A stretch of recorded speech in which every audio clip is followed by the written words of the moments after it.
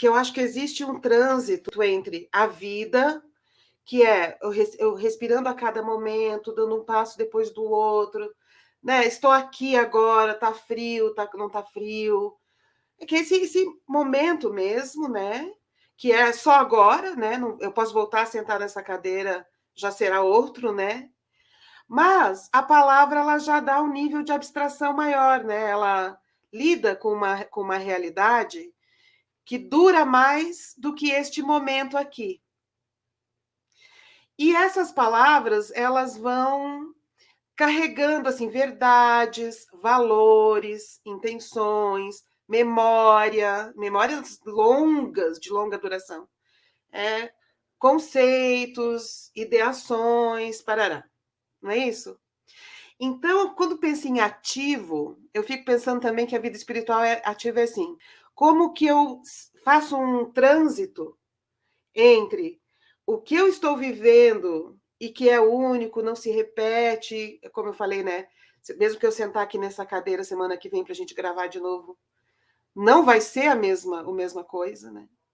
E como que então eu concilio essa coisa agora, única do que eu estou vivendo, com essa outra instância espiritual dos valores, das verdades, das ideações que nós combinamos juntos, né? De colocar no mundo com as palavras, com a arte, com a arquitetura, nananã, e que permanece, dura mais, mas que modifica também. Exemplo, como que eu concilio o espírito de mulher, né? Vamos usar isso que a gente entende claramente. Tem uma ideação sobre o que é mulher, tanto que os bozistas eles falam que nós não somos mulheres de verdade quando a gente é feminista, né? Então existe uma ideia de mulher de verdade, existe uma imagem de mulher de verdade, existe uma descrição, as pessoas falam o que é a mulher de verdade. Essa mulher de verdade, ela não é mesmo, né? Eu e nem ninguém. Então, mas algumas pessoas, de repente, reproduzem mais essa tal mulher de verdade e outras menos, né? Então, nesse jogo com a imagem, né? Eu acho que existe essa coisa da atividade também, né? Como é que eu digo, como é que a partir da minha própria experiência eu digo, olha, mulher de verdade não é bem assim. As mulheres têm outros potenciais que não são só os dessa mulher de verdade específica, né, construída pelo imaginário do patriarcado moderno, tá.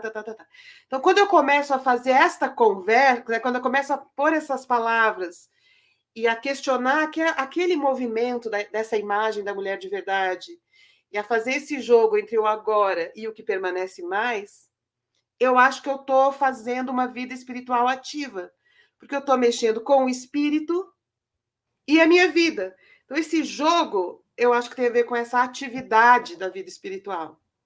Quando a gente fala de vida espiritual ativa, no senso comum, logo a gente imagina que o quê? Práticas de espiritualização, de espiritualidade. E essas, se a gente for pensar, né, nas diversas filosofias, religiões, várias delas oferecem uma cartela de práticas para que você faça. E o que isso tem a ver com isso que você falou agora?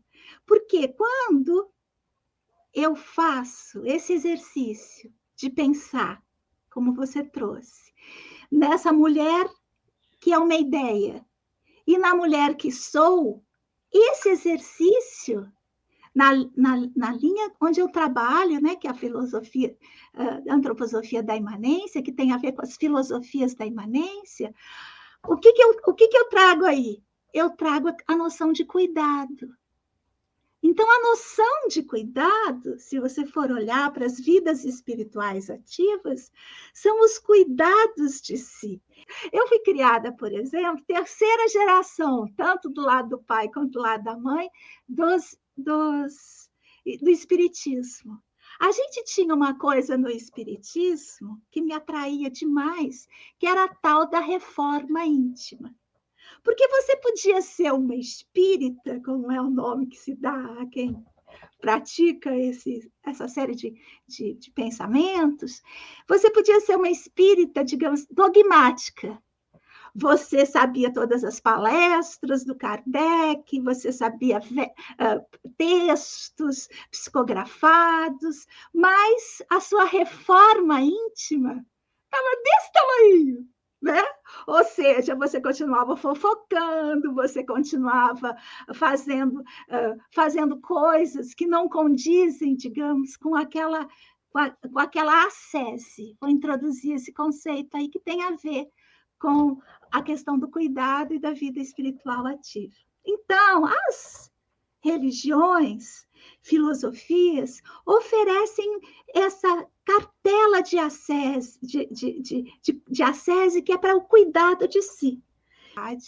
Então, toda essa observação do fenômeno da existência, e comigo dentro, tem a ver com o cuidado de si, que não se separa em momento algum do cuidado com o outro.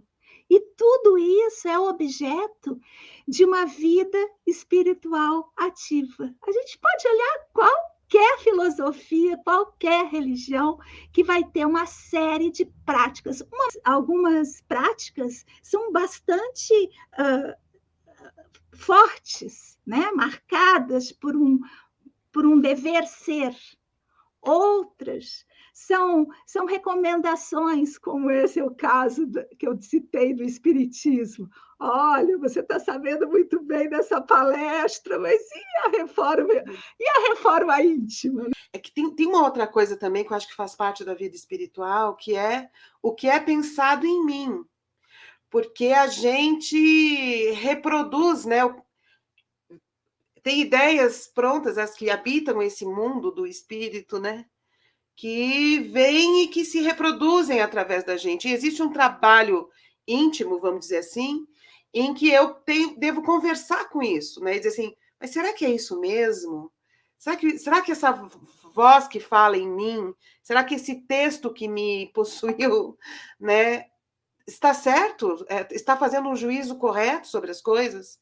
Então, às vezes, tem um trabalho interno de fazer essa reformulação no espírito que chega nesse sopro, nesse texto que chega do mundo, né? Agora, se a gente pega as antigas religiões, por exemplo, mesmo você falou da yoga, né? A yoga, o cristianismo, o catolicismo, quanto mais complexas elas ficam, significa mais vida espiritual ativa, né? Porque acontece justamente isso. Então, por exemplo, de repente, no seio do catolicismo, riquíssimo, né? Riquíssimo mesmo, de ouro e tal, chega um São Francisco e diz assim, não quero saber desse ouro, eu quero saber com o mínimo que eu vivo, eu vou fazer como Jesus, não quero ter nada. E se cria dentro do catolicismo uma ordem. Uma ordem de São Francisco, isso, ordem de São Francisco. Até o nome é interessante, né? Uma ordem. Ou seja, aquilo que nasceu espontâneo num ser precisa receber uma forma, construir uma cartela de dogmas para subir, porque a forma são sempre dogmáticas, elas querem durar mais. E eu acho que a questão do cuidado que você traz é de não se deixar encapsular completamente por essa ordem externa e preposta. Então, a ação da vida espiritual ativa na dimensão que eu quero trazer aqui, ela leva, sim, em consideração a ordem prévia, mas o exercício do cuidado é sempre o exercício de atualização. Se essa ordem ainda tem sentido para mim, se essa ordem não virou um rito vazio, se essa ordem não virou um hábito que não é preenchido, digamos, pelo sopro do espírito, porque o espírito, quando essa vida espiritual ativa se torna dogmatizada, como foi no caso da experiência do São Francisco, estou pegando só do ponto de vista que eu sei aqui, que é muito pouco, mas tinha uma série de dogmas duros, mas ele falou, mas gente, cadê o espírito? Né? Como é que vocês... E o que ele trouxe? Esse espírito de renovar o espírito, trazer ele deu uma de novo. Inspirada, Nina. Ô, gente, inspirou-se e inspirou outras pessoas para sair daquela respiração. Porque a gente faz muito isso até no nosso cotidiano. Né?